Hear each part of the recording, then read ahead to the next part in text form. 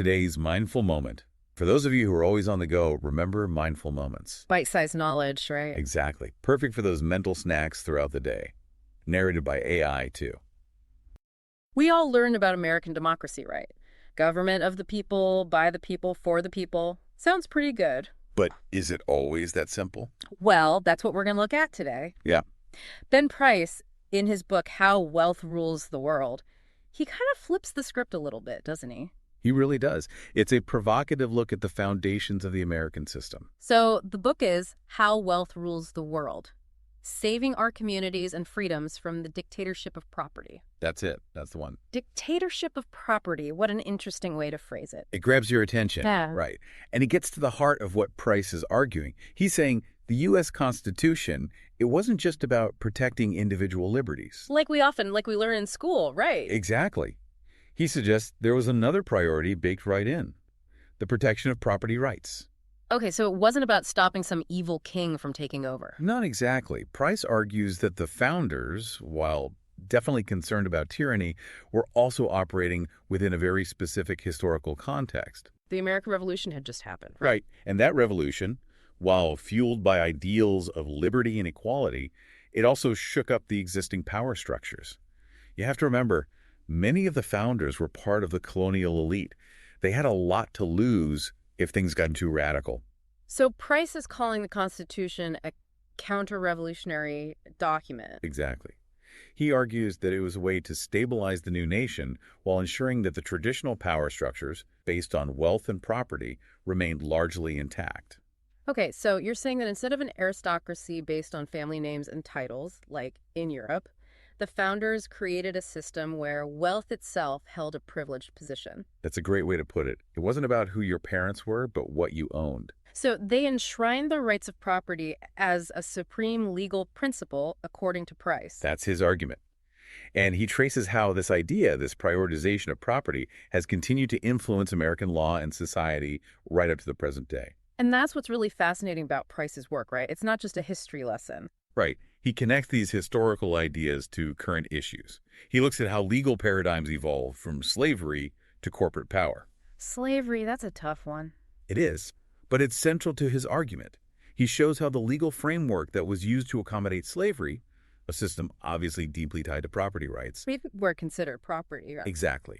He shows how that same framework later morphed and adapted to protect a new kind of powerful entity, the corporation. That's a fascinating through line. Can you unpack that a little? I mean, how did that happen, according to Price? One of the key examples he points to is the 14th Amendment. Now, it was passed after the Civil War and was intended to guarantee equal rights for formerly enslaved people. Right, a huge step forward, at least in theory. Absolutely. But Price highlights how the Supreme Court, over time, reinterpreted this amendment in a way that would have shocked its original framers. They used it to grant corporations the legal status of persons. Whoa, so these big companies got the same rights as people? In a legal sense, yes. And this seemingly technical shift had huge consequences. It meant that corporations could claim many of the same constitutional protections that were designed for individual citizens.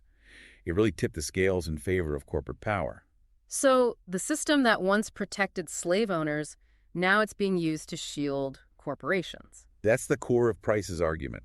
He sees a consistent underlying principle, the protection of concentrated wealth, regardless of its form.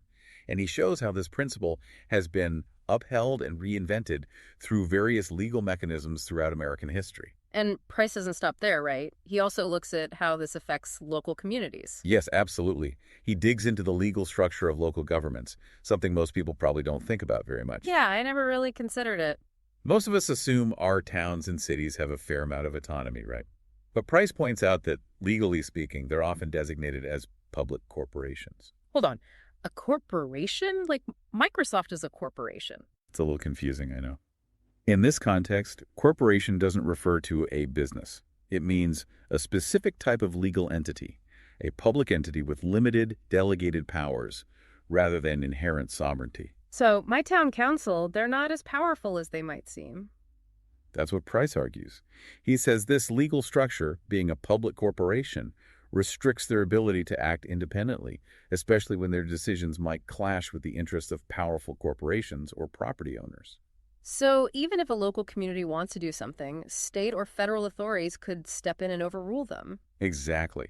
Price argues that this happens frequently, and it's all because of this underlying legal framework that prioritizes property rights and corporate interests. Hmm. It limits the ability of communities to govern themselves democratically. By the way, for those who are interested in this kind of in-depth analysis, the YouTube channel Mindful Moments does a great job breaking down complex topics like this, sometimes even through AI-powered audiobook summaries. That's something to check out. So, if property rights are so deeply embedded in our legal DNA, as Price suggests, how does he explain the problems we see all around us? Poverty, homelessness, environmental damage. That's where his critique gets really sharp. He argues that many of these social problems persist because our legal system is still fundamentally skewed towards protecting property rights, contracts, and corporate interests. Human rights and the well-being of communities often take a back seat. So, you're saying it's not just that we haven't found the right solutions, but that the system itself is set up in a way that makes it difficult to solve these problems. Exactly. And he provides many examples. He talks about the privatization of prisons, predatory lending practices, environmental regulations being weakened to favor industry. He sees all of these as symptoms of this deeper structural issue. Price also seems to suggest that there were moments in American history where things could have gone differently. He does. He identifies key historical junctures where movements pushing for greater equality and democracy were ultimately defeated or contained in ways that preserved the power of property and wealth. He talks about the compromises made around slavery in the Constitution, the dismantling of Reconstruction after the Civil War, even modern international trade agreements. I remember the analogy he uses about Native American reservations. That's a powerful one. He quotes someone living on the Pine Ridge Reservation who says, "The white man's municipalities are just reservations like ours. The difference is, we know we live on reservations. The white man doesn't." Price uses this to illustrate his point that many communities, even those that appear to have self-governance, actually operate under significant limitations, much like reservations. It's a thought-provoking way to look at it. He also draws a connection between the political forces of the founding era and modern lobbying groups, doesn't he? Absolutely. He talks about organizations like the American Legislative Exchange Council, ALETERI, and how they represent a continuation of the Federalist philosophy. So those who wanted a strong central government and were concerned about, mob rule. Exactly. And Price sees groups like ALAEC as actively working to shape legislation in a way that favors corporations and property owners. He sees them as a modern expression of the same underlying principles that he traces back to the Constitution itself. Price's book is definitely a critical look at American society and its foundations. But he's not entirely pessimistic, right? He does offer some hope. He does. He's been involved with the Community Environmental Legal Defense Fund, and he highlights the growing movement of communities that are creating their own local bills of rights. Local bills of rights. Yes, these are grassroots initiatives that aim to challenge the dominance of property rights at the local level. They assert that things like human rights, environmental protection, community well-being should take precedence over corporate interests. So they're trying to rewrite the rules of the game from the ground up. In a way, yes. Price sees these local movements as incredibly important. He believes they represent the seeds of a new legal paradigm, one that prioritizes human dignity and ecological sustainability. It's a powerful idea. It makes you wonder if Price is right? Does this emphasis on property rights really limit what's possible in American democracy? That's the question he wants us to grapple with. And it's a question worth pondering. It certainly is.